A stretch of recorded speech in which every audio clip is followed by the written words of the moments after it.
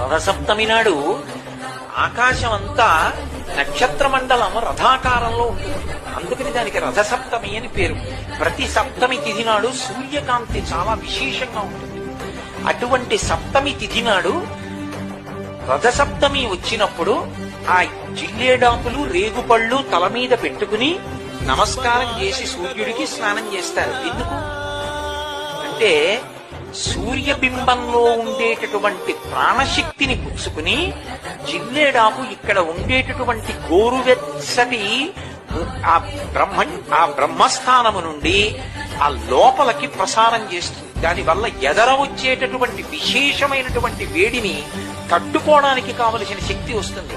రేగుపండుకి ఓ లక్షణం ఉంది, పీడ తీస్తుంది. అందుకే పిల్లలకి భోగి పండగ నాడు చిల్లర పైసలతో కలిపి రేగుపండు పోస్తారు. సబ్స్క్రైబ్ చేసుకోవచ్చు కదా.